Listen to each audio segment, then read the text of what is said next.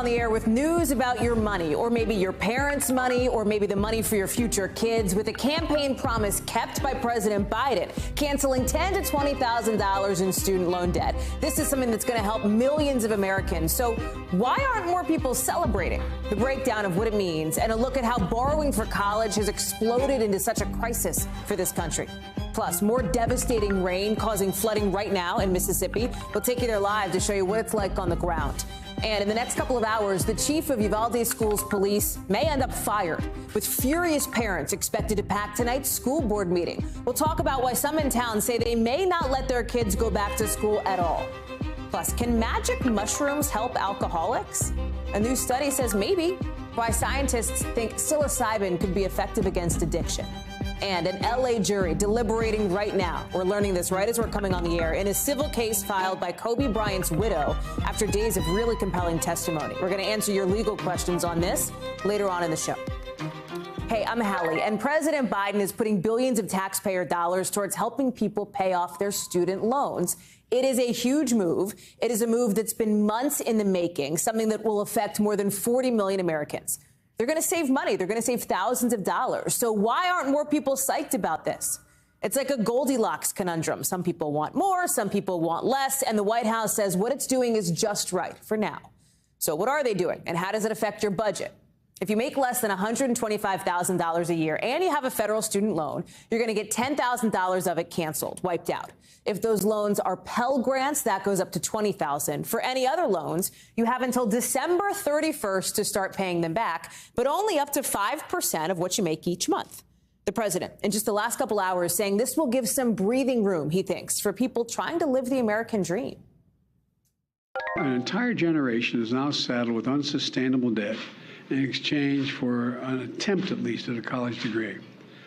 The burden is so heavy that even if you graduate, you may not have access to the middle-class life that the college degree once provided.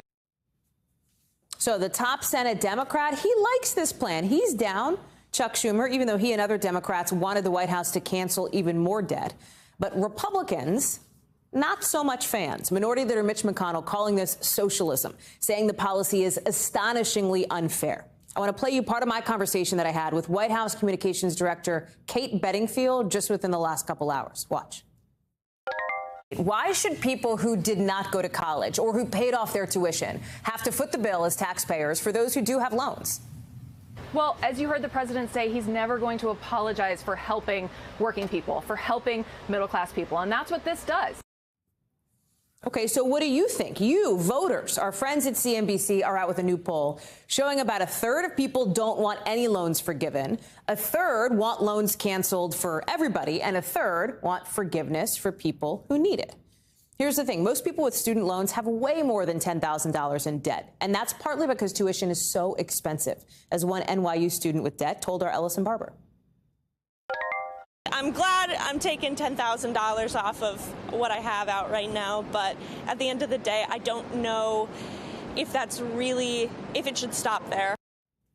We're going to talk more about all of this later, but I want to get to Kelly O'Donnell, who is outside the White House. So, Kel, the president has acknowledged the kind of Goldilocks nature of this thing, right? But he says this is responsible, this is fair, and importantly, he says this will not have a meaningful effect on inflation, which is something we know Americans have been feeling a little bit nervous about. He was trying to find that spot where there would be certainly cheers from some who wanted to see some action and an ability for him to follow through on a campaign promise. But he did not want to trigger such a big move, it would appear, based on what he said today, to have a real backlash, because this does transfer this debt to the broad taxpayer base. And it raises questions about where does the money come from and how does this actually get paid for?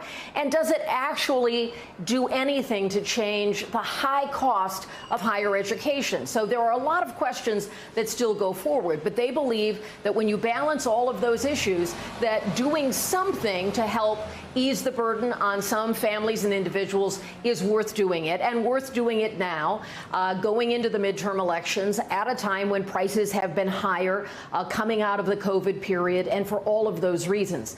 Extending the period before borrowers have to pay back their monthly loan payments, extending that time, which has been in place the whole time President Biden has been in office, again tied to COVID. That's another step here. And they will ask everyone who could be eligible for this to do some homework here and to find out how they would apply and to look for ways in which perhaps if they've had work in a service capacity, they might have other ways to reduce their debt, to look for other programs they might apply for. So it's not just a magic automatic $10,000 off your bill. You do have to go through some steps to apply for this. And he was looking for that way to take action to make some of his supporters, allies, and friends in the Democratic Party happy, and to perhaps not trigger an argument from political opponents or adversaries that would be too great a weight, and especially when he's arguing that there should be more done to reduce the deficit. They aren't addressing the question that you asked to Kate Bedingfield about fairness. They're not purporting that this is fair. They're just saying they believe it's the right thing to do to address a problem and to help those they can help, even if they can't do it broadly. Hallie? And you heard the president. I thought it was interesting, Kelly, and I think viewers will know, you well know as somebody who's covered the White House for a while, sometimes reporters will ask the president questions on his way out the room. And the president kind of addressed this idea of fairness, and he pointed to something else. And he said, is it fair if multimillionaires get tax breaks under previous administrations, for example? So I take your point, and I think it's a fascinating one, about the White House not so much engaging on the fairness piece, but about doing what they think is right. I wonder about the political advantage that they see here a couple of months out from the midterms, right? Many Democrats like this. Nancy Pelosi rather infamously, I think, Kelly, or famously said, you know, in the past that the president didn't have the ability to wipe out student loan debt. Now, obviously, she is backing this move here. Are there any indications that the president could go even further, Kelly, than what he's done so far? Well, part of the questioning that was happening at the briefing today was asking what are the legal authorities and where does that come from and what can be done through the Department of Education to do more. We did not get an indication today that there are other steps beyond that kind of trade that I was referencing where people do public service type work and get a benefit for that, which includes all kinds of things from volunteer work or work in fields that they're trying to increase participation, military service and public service, those kinds of things. So there are questions about this. And one of the issues will be, are young people who typically don't turn up in midterm elections in great numbers, will they respond to this with a thank you participation in the vote coming up in November? Will their parents show up? Those will be questions that certainly the statisticians and the pollsters will be following over the next few months. Kelly O'Donnell live for us there outside the White House on a big day for President Biden. Kelly, thank you. To a serious situation developing right now in Mississippi with up to a foot of rain falling today in parts of the state. Flash flood warnings are now in place for several spots, including the state capital of Jackson. Look at this. This is Canton, where flooding is so bad it has obviously, as you can see with your eyeballs, shut down a whole bunch of roads, cars underwater almost, even entire neighborhoods. And then take a look at what's happening in Brandon. Flooding that's so intense, rescue teams had to wade through water. Look at this. This is the Peachtree Village nursing home. They were evacuating these seniors who lived there. This is so scary. So far, luckily, no reports of anybody hurt or missing. Blaine Alexander joins us now. And Blaine, these are some really stark images that we are seeing out of Mississippi about just how bad it is. Absolutely, Hallie. They're very striking and very frightening images. We're talking about rescues, more than 100 rescues that have taken place across different parts of Mississippi. We're talking about a nursing home that had to be evacuated, as you mentioned, a daycare center where employees and children had to be evacuated from there. All of these are kind of in the area of central Mississippi, around Jackson, Mississippi. Now, this is a system that we've really been tracking all week long. This is something that actually has been picking up steam and getting more intense as it's trekked further to the east. So we're talking about the same system that dumped a lot of rain in parts of Arizona, causing flooding there, that caused deadly flooding in Dallas. In fact, when I was there and I was talking with residents that kind of survived some of that flooding, they said that they had only minutes of warning, that the water rose so quickly that they barely had time to get out, and they just weren't expecting it to rise that quickly. So that intensity has only increased as we've gotten to Mississippi, Hallie. Blaine, 4 million people plus, I think, all across the Southeast tonight are under these flood warnings, are basically on alert that things could get really hairy really quickly. Talk about the expectations over the next few hours. Unfortunately, we're expecting more rain. That's the thing. We're expecting more rain through parts of Mississippi. You know, there are at least 5 different states that are touching that flood warning. So we're talking about parts of eastern Texas that have already been hit very hard, all the way to the Florida Panhandle. We're talking about Louisiana, Mississippi. So a number of different states that are already really kind of trying to deal with the flooding already. We're expecting that rain to keep falling and to continue at least that flood watch in some places for up to 24 hours, Hallie. Blaine Alexander, thank you so much for being with us. We're going to watch, obviously, how this develops overnight and into the morning. It is day one, speaking of the Southeast, on the general election campaign trail in Florida. And already the campaign for the state's new Democratic candidate for governor is doing kind of a context check after that candidate, Charlie Crist, said he doesn't want Floridians vote if they support Ron DeSantis, the current governor, and, of course, Crist's opponent come November. Here's that comment. Those who support the governor should stay with him and vote for him, and I don't want your vote. If you have that hate in your heart, keep it there. I want the vote of the people of Florida who care about our state. Now, Crist's team is saying, wait a second, that's out of context. You got to take it in the view of like the whole press conference, everything that Crist was saying. Keeping in mind, right, that the majority of people in Florida like DeSantis. So that has raised some questions about what is Crist's strategy here. Then up in New York, you've got primary results from overnight hinting that the red wave we were all expecting, or at least some political observers were expecting to see this year, Republicans doing well, may be more of a ripple than a wave. That's because in this bellwether district you're looking at on screen now, New York 19, it was the Democratic candidate, Pat Ryan, who beat out the Republican, Mark Molinaro, in a special election in a very swingy district, a district that supported former President Obama, then former President Trump, then President Biden. It's part of this broader acknowledgement, perhaps, that energy around the midterms has started to shift in Democrats' favor since the Supreme Court overturned Roe versus Wade. That said, we don't know enough to extrapolate for sure at the moment. I want to bring in now Shaq Brewster, who is live for us in Florida. And let me start in Florida, Shaq, since that is where you are. And it feels like Charlie, this is a marquee race, the race for governor here. Ron DeSantis, speculated about as a presidential candidate maybe in 2024 after he gets through this 2022 race. And already his competitor, Charlie Crist, who is running on the Democratic side, we just found out he's going to be the general election opponent in this matchup. His campaign seems to be doing a little bit of damage control already. Exactly. You know, we already saw just this morning the impact that DeSantis has in terms of that war chest that he has. It's why you looked at Democrats and you talked to Democrats. They said he was going to be such a formidable contender here because this morning, minutes after we heard that comment from Charlie Crist that you played earlier today, DeSantis paired that comment with comments from Hillary Clinton about 5 years ago, that basket of deplorables phrase. But you mentioned the Crist campaign is stepping back and saying, wait, it's much more nuanced here. The point that Crist has been making, even including his first campaign video that was released this morning, is that he believes DeSantis is a demagogue. The word that they used earlier was a fascist, that he operates under a campaign of division. Crist saying that he wanted to combine and have a campaign of uniting folks. And when Crist was asked, hey, what do you say to people who say, I want DeSantis anyways? That is when he said, no, I don't want your vote. If you want to support that, I don't want your support. Obviously, we're going to have these back and forths throughout the campaign, but this is definitely not, I can tell you, how the Crist campaign wanted to be starting off, or at least what they wanted us to be talking about in the wake of that pretty commanding win against Nikki Fried last night. I think that's fair, right? But now it is the general election. It is starting not just in Florida, but in other places around the country. And as we look ahead to November, let's also look at that New York election we just talked about, that bellwether district where you saw, I think, some evidence of how much the decision for the Supreme Court to overturn Roe energized Democrats in this very swingy district, right? We had seen before that Republicans overperforming in some of those races, but in this post-Roe era, Democrats right? Doing as well as Joe Biden or better, right, that the president did in some of these places. Talk to us about, and I want to be careful here, like what we can extrapolate come November, keeping in mind that like we also don't want to overdraw conclusions from this just yet.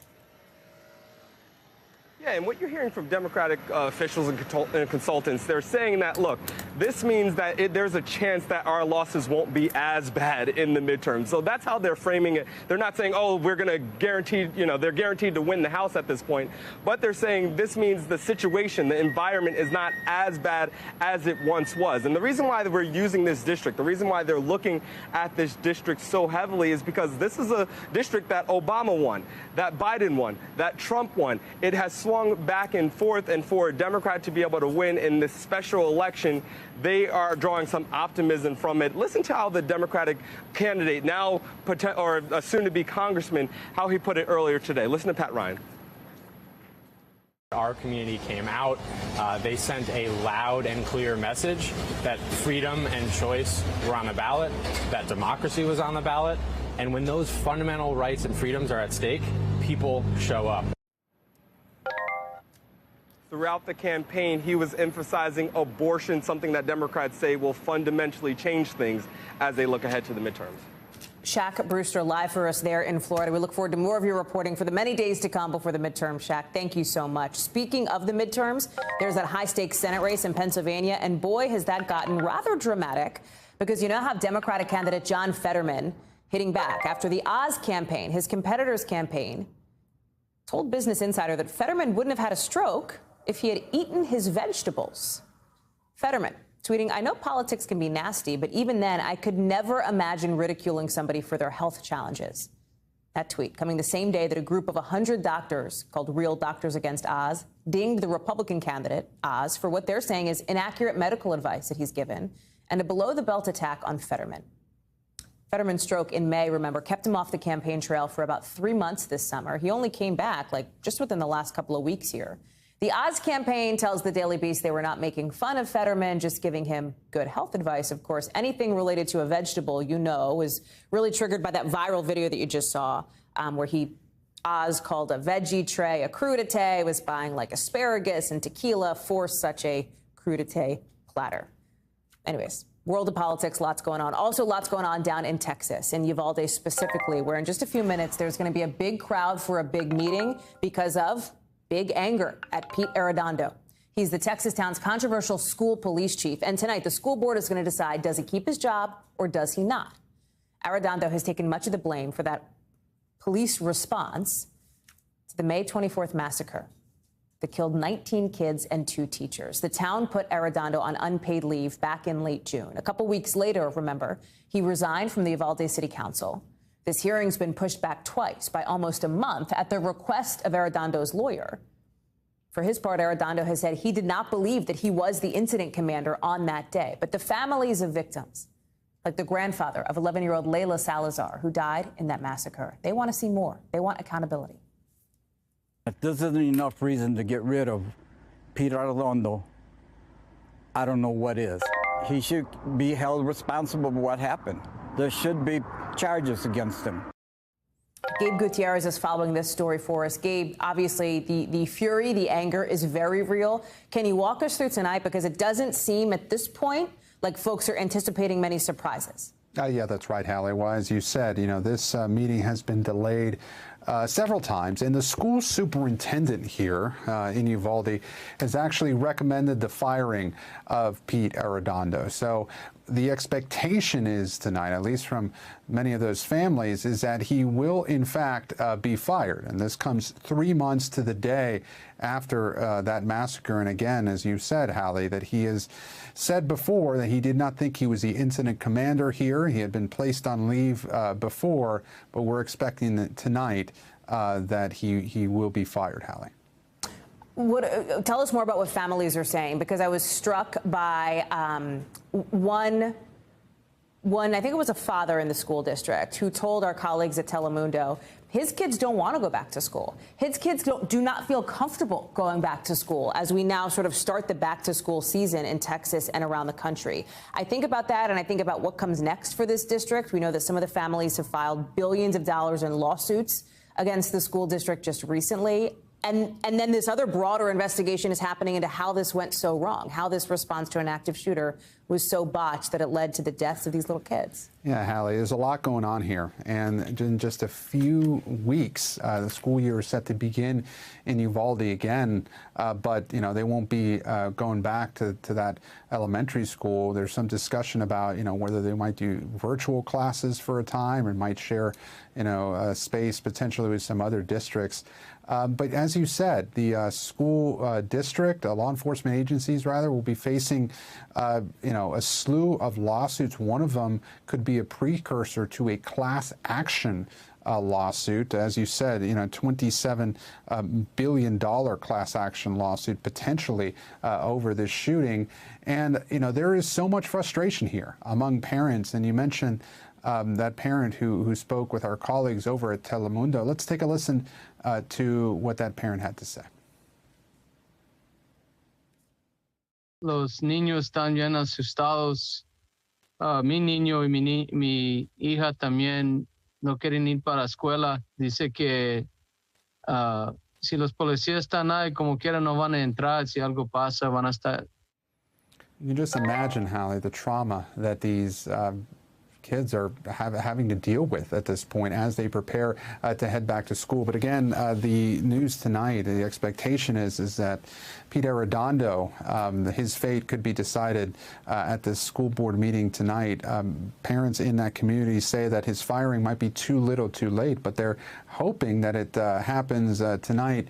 All this is the state investigation, you know, is still ongoing. And actually, after that report was issued several weeks ago by state investigators that put much of the blame, not just about on Pete Arredondo, but also on what it called a, quote, lackadaisical approach by the other law enforcement agencies that responded to the massacre. Hallie? Gabe Gutierrez, thank you for staying on top of this for us. We'll obviously be looking for an update once we know the results out of this meeting. Appreciate it. Today was the first day of school for 47,000 kids in Columbus, Ohio, but they were not in their classrooms. Why not? Because of a teacher's strike that is now in day 3. The teachers union and the school district, they're trying to be holding talks this afternoon, bargaining talks essentially, with teachers demanding smaller class sizes. They want better buildings to work in, like buildings with air conditioning.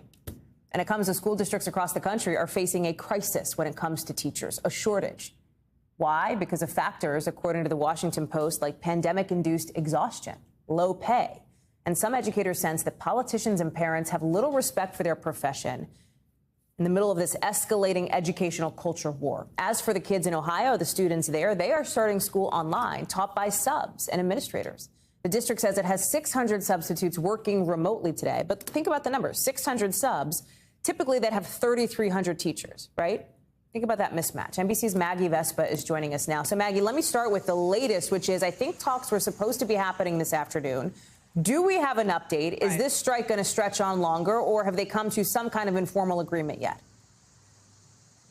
Hallie, you, like parents here, are not going to like this answer, but no, we don't have an update at this point. Those talks resumed this afternoon, as you said, this after 3 days with teachers across this district, Ohio's largest public school district, on strike, and this after 6 months, almost 6 months of negotiations that stalled over those key points. Again, smaller class sizes is what teachers want, and safety improvements in buildings. We have standing requests out to the school district and out to the teachers union to ask what was talked about during this latest negotiation session today, and if there is any movement, and frankly, will kids be back inside those classrooms tomorrow along with their teachers? We'll let you know as soon as we get those answers, but at this point, we, like parents, are waiting, Hallie. Tell me what else you're hearing from parents, because it seems like they're torn right now, especially about online schooling at this moment. One parent told the Columbus Dispatch that it felt like crossing a virtual picket line to send their kids to remote school, saying we're not going to cross it. Another said, I feel completely paralyzed with indecision. It feels like that encapsulates, I think, some of the mood where you are in Columbus. Absolutely. We were out here at 7 a.m. this morning getting ready for our first live shots, and Out come the teachers, as expected. Out come just basically a slew of adults. And then we started noticing little kids trickling into the pickup line, holding their signs. A lot of them have made signs themselves. The point of this is a lot of them didn't log on to their first day of school. A lot of them told me that they and their parents also said they felt like it was pointless because, again, you laid out that very simple math there, 600 substitutes, last-minute substitutes, people who were rounded up at the 0 hour to make up for those 3,300 plus teachers who have lesson plans and experience that have been planning for this for months, if not years. So again, a lot of teachers telling us they just want their kids back in school as soon as possible, doing what they can to keep their kids caught up. But we heard today remote learning did not feel sufficient, to say the least. Hallie. Maggie Vespa live for us tonight in Columbus, Ohio. Maggie, thank you. To Ukraine now, where we're getting some developing news. A Russian missile hitting a train station there, killing at least 22 people and hurting dozens more, according to President Volodymyr Zelensky. It's coming on the same day that the country is supposed to be celebrating its independence, 6 months to the day since Russia invaded. This strike is now one of the deadliest on the train system in Ukraine since April. With President Zelensky saying they're still looking at the damage. Look at some of these pictures, right? I mean, it's ripped up. It's torn to shreds. It's just rubble. He's suggesting that given the damage here, it is likely that the number of victims will go up. Ukrainians have been kind of bracing for something like this, some sort of horrific attack on this Independence Day. And it comes as the U.S. is now also saying Russia is planning sham referendums to make it seem like Ukrainians want to be part of Russia. They're fake, right? But they could start as soon as this week, according to the U.S., which says that any claim Ukraine wants to be part of Russia is simply not true. Josh Letterman is live for us in Kyiv and joins us now. And Josh, let me start with this train attack because Ukraine was on high alert today. And then the worst thing happened, right? The thing that they didn't want to see happen and was bracing for ended up happening. Yeah, this is what they were afraid of, right, Hallie? President Zelensky was warning that Russia might use the very occasion of the anniversary of the 6-month start of the war, as well as Independence Day here, to launch a particularly vicious attack. And that appears to be exactly what has played out with the most deadly strike that we've seen really in weeks here in Ukraine. President Zelensky saying that among those killed in tonight's strike was an 11-year-old child who was buried in the rubble, dozens injured, and we don't know if that number is going to go up. But in the meantime, we're already hearing Ukrainian officials say that this is the latest example of why the international community cannot afford to take their eye off the ball, despite this war grinding on past the 6-month mark, that they need to continue to provide the same level of support because there is a fear that as people stop paying attention to this, that they're going to have less and less support, even as Ukrainians are still being killed every single day here. This sham referenda issue, right? The U.S. is saying Russians are planning it. There could be more in the coming weeks. Russia basically creating like a false pretext to try and say Ukrainians want to be part of Russia, presumably to cover an escalation here. Is that the sense? Absolutely. And it's not a new playbook. The Ukrainians have seen this before. They saw it in 2014 in Crimea. The Russians during that invasion didn't proceed to annex Luhansk and Donetsk. But the big fear is those areas will be part of what Ukraine tries to do now as they try to lock in the gains that they have so far. Because now that this war is in something of a stalemate, the Ukrainians are really fearing an effort by Russia to try to lock in the territory they've been able to seize, to really make it more like Russia, give people passports, and then try to create a pretext to annex it themselves. Now, the U.S., as you point out, saying that they fully anticipate that the results of those referenda will be forged and that the U.S. is going to consider them illegitimate no matter what happens. All of it is the U.S. is giving $3 billion now in this security assistance to Ukraine. Josh Letterman live for us in Kyiv tonight. Josh, we're glad you're there. Thank you for being on. We've got to get to some breaking news that is just coming into us as we've been on the air. An appeal granted by a New York judge to disgraced Hollywood producer and convicted sexual abuser Harvey Weinstein. Now, remember, Weinstein, who's 70, was convicted back in February 2020 on rape and sex abuse charges. He had this 23-year sentence in a New York state prison. Weinstein's attorney tonight is telling NBC News his client did not get a fair trial, and he hopes to overturn this conviction. Harvey Weinstein is now in L.A., awaiting a separate trial on similar charges coming up in October.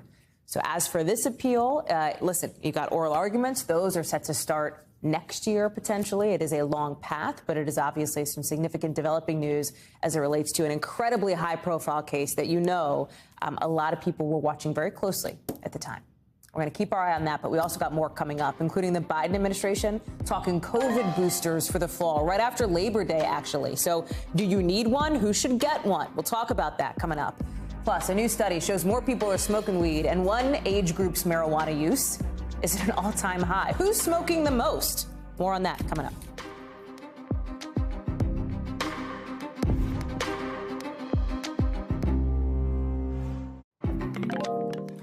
First Lady Jill Biden testing positive for COVID again today in a rebound case after she tested negative yesterday. The White House says she doesn't have any symptoms and she's in isolation.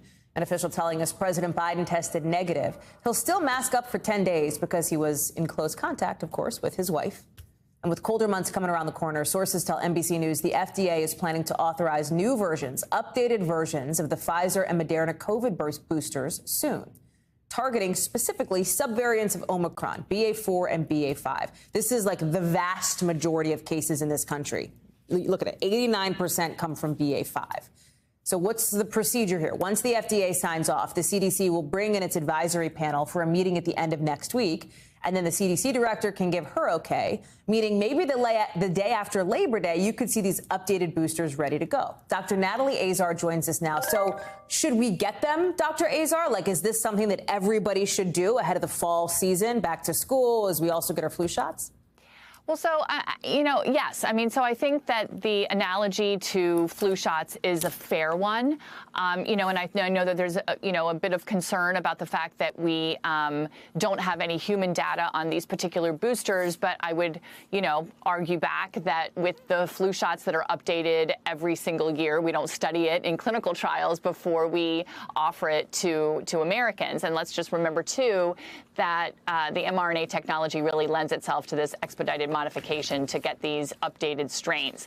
In terms of should everyone get it, though, I know I kind of said yes, but I just recently said to a patient today who just had a booster within the last, 4 months, you still need to wait 4 to 6 months between boosters. So even though it's the fall, not everyone, if you've had a booster this summer, we don't want you getting an updated booster, just in the next couple of weeks either, Hallie. You comfortable? Are you satisfied with the data we've seen so far on that, or do you think there needs to be more to come? Here's the thing. It feels funny, and I absolutely understand that it feels funny to say we are going to approve something and give it to humans when we only have animal data, and we are going to, in parallel, study it in humans. But let's remember that from the very beginning, the plan was always to do this quick update of the vaccines because of the way the mRNA technology works. There should be no reason that just substituting out a couple of mRNA snippets to better match the circulating strain should have any adverse effect on the recipient, and if anything, as we understand it, should generate a very, very good antibody response. And why would you do, by the way, you can still do the old ones, right? I mean, the ancestral strain vaccines are still going to be available. But why would you do that instead of an updated one? Because the updated one is really going to give you protection against BA4 and 5 and hopefully the lineages that descend from them. If you do another shot with the ancestral, your protection against infection is just not that great, Hallie. Dr. Natalie Azar, thank you for that smart breakdown. I appreciate it. I'm sure we'll be talking again after Labor Day when this comes out. Appreciate it. Let's get you over to the 5 things our team thinks you should know about tonight. Number 1, younger folks using marijuana and some hallucinogens at record levels last year, according to a new report funded by the NIH. Nearly 43% of people from the ages of 19 to 30 said they used weed. They smoked cannabis in some version in the past 12 months. That's up from 29% about 10 years ago. Recreational marijuana is legal in 19 states and here in D.C. Number 2, home prices, they are falling more than 0.75 percentage point from June to July. Does that seem like a little tiny fraction to you? Maybe, but this is the first monthly decline in nearly 3 years. And it's the biggest drop in a single month since January of 2011. Okay, housing affordability is at its lowest level in 30 years. Number 3, a super yacht that once belonged to a Russian billionaire, it's now up for auction. the low price of tens of millions of dollars. It was seized in March as part of sanctions against Russia after Russia invaded Ukraine. So far, 63 people have bid to buy that thing. Number 4, some Facebook users reported kind of a strange bug this morning. Their feeds filling with posts from celebrities. Facebook parent company Meta confirmed there was some kind of an issue with this and said a configuration change was the cause of the problem. Number 5, if you rock your Pelly, if you're a Peloton fan, you can now buy the company's equipment and clothes on Amazon. This is the first time the Peloton is partnering with another retailer to sell its merchandise. The company says it plans to do this more to try to find similar deals to help extend its reach. It's coming at a time, of course, when Peloton's been under fire for a number of reasons. So we talked about how President Biden has announced how his administration will forgive thousands of dollars of federal student loan debt for certain people. The move, the White House hopes, to help solve a problem that's been growing in the U.S. for decades. Seriously, decades. Other countries have tried to tackle this issue in other ways. In the U.K., for example, tuition is capped for full-time undergrads at about $11,000. You can't pay more than that if you're in college as an undergrad, okay? In Germany, tuition is free at public universities. Here in the United States, student debt has ballooned to more than $1 trillion. So how did we get here? Watch. Delivering on a promise. Hey, folks. President Biden today forgiving $10,000 of student loan debt for people who have federal loans and who earn less than $125,000 a year. 95% of the borrowers can benefit from these actions. In total, about 45 million Americans have some kind of student debt now, but it wasn't always that way. The GI Bill, signed in 1944 by President Roosevelt, gave benefits to veterans, including grants for college. It was the first time the federal government had provided money for students to get higher education. In 1958, President Dwight Eisenhower signed the National Defense Education Act to boost Cold War efforts. That became the first federal student loan program. In 1965, Congress passed the Higher Education Act, establishing Pell Grants and Stafford Loan programs meant to make college more accessible. It was later revamped to let parents in 1980 and grad students in 2006 take out loans for up to 100% of the cost of attendance. Enrollment skyrocketed. During the 1959 to 1960 school year, 3.6 million students had enrolled in post-secondary institutions. By 2009-2010, it jumped to more than 20 million. During the economic crisis of 2008, states cut funding to colleges, shifting more of the cost to students and their families. Tuition, on average, more than doubling in the past 30 years. And sure enough, debt grew, too. America's student debt is approaching $880 billion. Student loan debt in this country has reached $1 trillion, and that's a record. $1.7 trillion. In student debt. That is a number that is only going to keep rising. Today, 1 in 5 Americans have student loan debt, but for some federal borrowers, help is now on the way. Keep in mind, this is not the first time the Biden administration has tried to do something to help fix some of the systemic issues here. In June, the Department of Education announced it would cancel all $5.8 billion of student debt for people who attended Corinthian colleges, a for-profit company that shut down after the Education Department found it used false advertising. They also canceled nearly $4 billion in debt for former students of ITT Tech for similar reasons. Still ahead, a federal jury starting deliberations in the lawsuit filed by Kobe Bryant's widow against L.A. County. We'll tell you about the dramatic closing arguments and what the jury's doing now when we get back.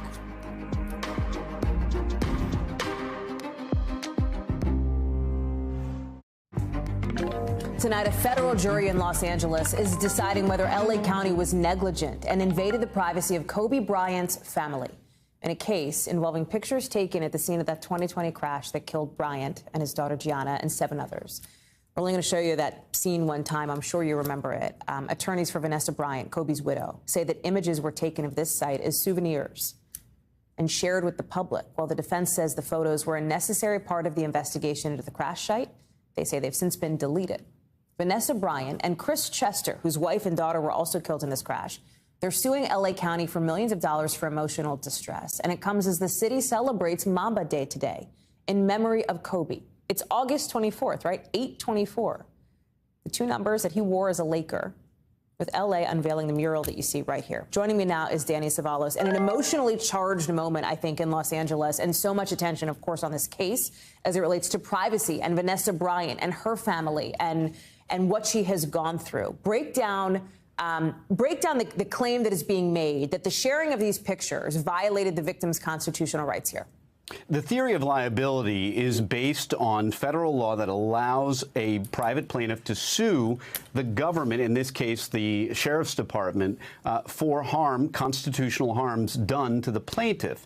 Typically, it's used in excessive force type cases. That would be an example of suing the police for violation of constitutional rights. In this case, however, there's a challenge for the plaintiffs in that it's going to be difficult if the jury finds for the plaintiff to decide what constitutes damages. You don't have traditional damages in the sense that you might have a shattered femur in an injury case that you can put up on a board and say this is what this is worth year to year to year in treatment. In this case, they're really arguing that the possibility that these photos could be released causes them emotional distress. And emotional distress is always difficult to quantify, even more so when it's based on a harm that may happen but has not yet happened. I'm wearing my layman's hat here, Danny, and I'm not. This is just sort of me asking a question here, because I think when you look at this, you have witnesses who admitted to showing and sending these pictures to other people. You have Vanessa Bryant, who was extremely emotional when she was on the stand last week. You have sort of the memory of Kobe Bryant and what he means to people all around the country and in L.A. It feels, I think, maybe to some like it adds up, and I wonder, like, how would the jury not end up siding with Vanessa Bryant and Chris Chester here? This is one of those cases that could either be $0 or $1 billion, whereas other cases you can sometimes ballpark and kind of approximate. This is not one of those cases. For example, the photos aren't even really in evidence.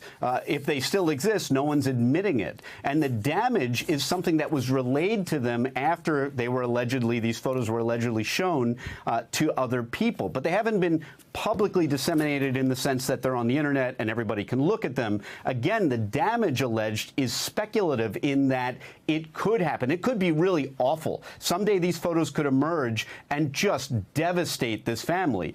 But they haven't yet. And that's why this is a case that you might have one juror saying this should be $1 million, billion, jillion dollars against the county, and another juror saying nothing's actually happened yet, and it's hard to say. Danny Cevallos, thank you so much. We're going to be on verdict watch, jury watch for that case over the next 24, 48, perhaps longer hours and weeks. Thank you. Coming up, researchers think they found a potential new treatment for alcoholism, and it involves magic mushrooms. We'll explain. Plus, we'll tell you why police rushed to the home of Georgia Congresswoman Marjorie Taylor Greene. Stay with us.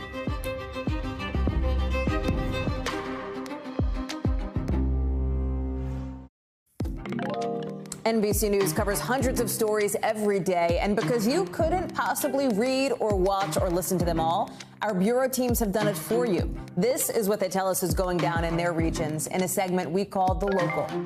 From our West Coast Bureau, the ACLU, and several other news organizations, including NBC Universal Media, have filed a lawsuit over a controversial Arizona law that bans recording video of what police are doing from within 8 feet. The law is set to go into effect next month. The suit says the law violates First Amendment rights and creates irreparable community harm. That's a quote. NBC News has reached out to the defendants on the lawsuit for comment. From our Northeast Bureau, New York's largest utility company, Con Ed, has allegedly been dumping millions of gallons of wastewater into the Hudson River, apparently for like more than 20 years. This is according to public records first reported by the New York Times. The Con Edison spokesperson says the presence of toxic elements in that wastewater was minimal, but the effects on the water quality in the area are not clear. A local conservation group says it plans to file a lawsuit. From our Southeast Bureau, police are investigating a swatting incident at Marjorie Taylor Greene's house in Georgia last night. Rome Police Department responded to a 911 call claiming a man had been shot multiple times. They ended up at what turned out to be Greene's house. She told the officers there was no issue. A second 911 call came in from a disguised voice, appearing to be upset about the Congresswoman's views on trans youth rights. Scientists may have found a new treatment for alcoholism, using a hallucinogenic drug to try and curb addiction. Researchers at NYU have released results of a new study using psilocybin to treat alcoholism. This is the active ingredient in, like, magic mushrooms, basically. 93 men and women participated in this trial. That may not sound like a lot of people, but it's actually the biggest trial of its kind. Each person got either 2 mushroom doses or 2 placebo pills. They also had talk therapy. 8 months later, the participants who were given psilocybin had reduced their heavy drinking by 83%, and nearly half of them had stopped drinking altogether. Our team talked with one person who participated in this study. I want you to listen. I'm convinced that the medication accelerated the efficacy of the psychotherapy because it allowed me to get to a mindset to feel emotions in ways that I never really felt. Dr. Akshay Syal joins us now. Dr. Syal, thank you for being on. How significant? I mean, this feels like kind of a big deal, right? And is this kind of treatment for everyone? So yeah, Hallie, these findings are significant. You know, one outside expert described this to me as a landmark study in the field. It's the largest randomized controlled trial for psilocybin in alcohol use disorder. I mean, just to kind of go over those numbers again, you know, over 80% of people saw a reduction in heavy drinking. And the number that I really, was drawn to was that half of people 7 months after the last dose of psilocybin remained sober. And so I actually spoke with the author of the study this week, and here's what he had to say about that. The effects seem to persist for many months after the treatment is finished, suggesting that it's actually doing something to alter the actual disease, not just to treat the symptoms. And so that's really the big thing here is, does this treatment alter the brain in a way that the effects persist longer than anything we have on market right now? What is interesting here, though, is that, magic mushrooms, psychedelic mushrooms, they are not legal. They are a Schedule I drug. They are not approved for medicinal use the way that something like cannabis would be. So when you look at, sure, we have this study, but how do you translate it into actual impact down the road on a larger scale? Yeah, so Hallie, I've talked to some experts about this, and the way they really want this to play out is that you would go to a trained psychiatrist to get these psilocybin sessions. It really is the psilocybin in combination with the therapy. So yes, right. It's a Schedule I substance right now, but we need to get larger trials, and NYU is starting one as soon as they can. And to show that it's safe and that it works, and that we can get this into the hands of psychiatrists so they can, get this to their patients. Any caveats? Is there any catch to this? Any side effect that's concerning here? So, surprisingly, this was actually pretty well tolerated.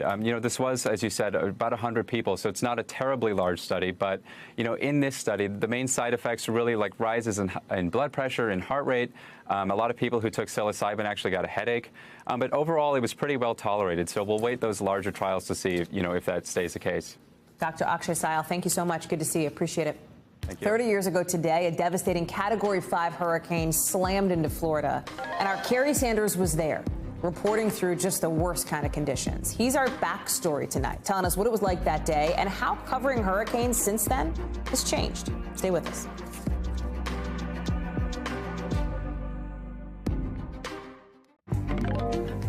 Time now to get the backstory, our behind-the-scenes look at how a story comes together and how it fits into our bigger picture. And today, the National Hurricane Center is tracking 2 storms in the Atlantic. Neither is expected to turn into a hurricane, but as we hit the peak of hurricane season, it seems fitting. It feels right to take a look back 30 years ago, exactly today, when Hurricane Andrew hit South Florida as a rare top-of-the-scale Cat 5 hurricane, destroying 65,000 homes, leaving 175,000 people homeless. It killed 15 people, according to the National Hurricane Center. At the time, the most expensive natural disaster ever in the U.S. And you know who was there right in the thick of it, right in the middle of it? Kerry Sanders, reporting for NBC News. At one point, quite literally from the floorboards of a car while the storm hit. Watch. I've got myself in this position in case some debris were to fly through and maybe hit a window. At least my head will be out of the way. Kerry is joining us now. And Kerry, 30 years since Andrew, right? I think to some people who didn't go through it, it feels like such a long time ago. I'm sure it still feels so fresh for people who did go through it. What was it like being there and going through your mind? First of all, it was the night of the hurricane that was just so scary because it happened to arrive at night, and so it was dark out, so nobody knew what was going on, and we just knew from the noise, the sound, and everything else. I mean, it was kind of crazy because I was out in the car with the cameraman, and we had been in Homestead, and we moved a little bit further north. I mean, Homestead, Florida was ground zero. One of the wind gauges, it broke at 212 miles an hour, so wow. That's how powerful it was. And the only reason we were not there is because in the darkness, we decided it's a pretty small town. There's no street lights. In the darkness, our camera won't pick up much. Let's move just a little bit further north. Fortunately for us, because I am sure I would not be here if we were in the car trying to ride it out right at ground zero. That is so scary. You're back in Homestead now at this Air Reserve base. Talk about how it compares, right, back then to what you're seeing now. Well, Homestead was Homestead, base. It was a, Air Force base, and then it became Homestead Air Reserve Base because so much got destroyed. In fact, this is kind of strange because where I am right now, this was part of Homestead Air Force Base. And then when they decided that they were going to shrink it a little bit, they moved the fences. So I'm going to show you right here.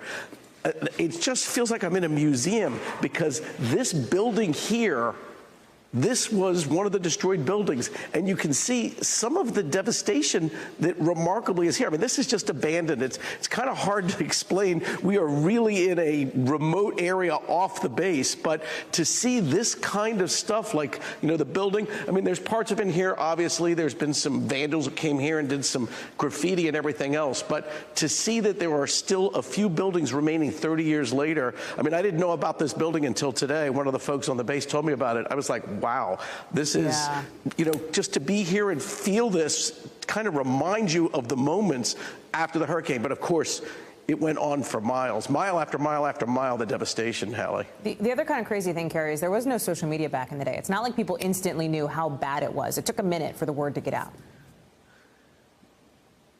It took a very long time. Look, the people in Homestead, look, I think we started the Today Show that morning by saying, lucky Miami didn't get hit. Well, that was true. But Homestead, which most of the nation had never heard of, took a direct hit. But power lines were down, phone lines were down, cell phones were not used, there were no digital communications. It took a while for the information to get out. I mean, I can remember us moving south, further south, further south. It took a very long time because roads weren't cleared, obviously, debris was down.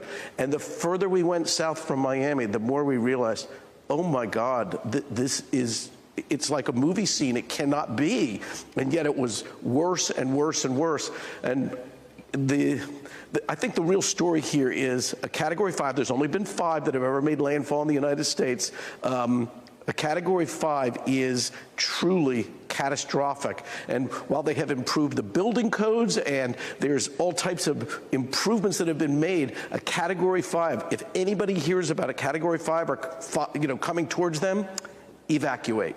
Absolutely evacuate. It is the real deal. Carrie Sanders, I'm so glad to have you with us. Thank you for that walkthrough of how things have changed in the years you've been covering this. That does it for us this hour. We'll have more for you here tomorrow. You'll be in good hands. I'll see you next week. But in the meantime, coverage picks up. Same time, same place right now.